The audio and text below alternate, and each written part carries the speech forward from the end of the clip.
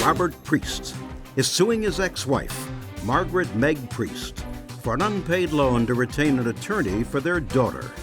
Order. All rise.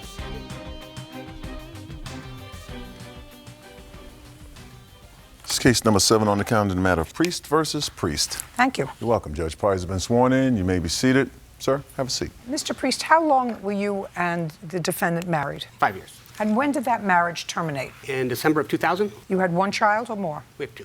2. How old are they? Currently 19 and 20. One of the children got themselves into trouble. Who was that? That would be the eldest daughter, Catherine.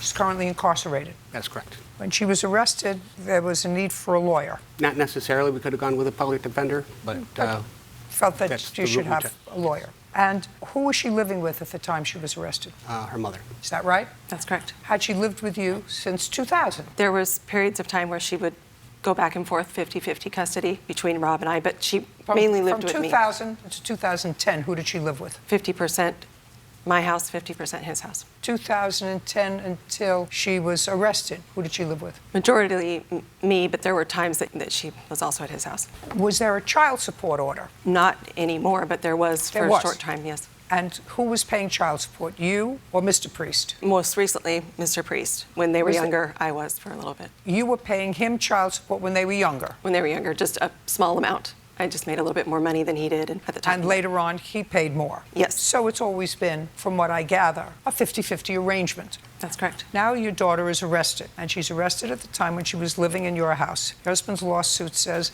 that it was a decision that was made that a private attorney should be retained and that you promised to pay half of that retainer. He paid half. You did not pay your half. He was forced to borrow that money from your family, which he paid back to your family, the other half, and he wants you to come up with the $5,000. Is that what your lawsuit's about? Yes, Your Honor. Okay. So who did Kathy call when she was arrested? Catherine called, To whom? To her mother or to her father? not to me. She called me. So she called you, told you she was arrested, told you what for. I don't have to get into the underlying, whatever it is. She was arrested, and she's currently in prison.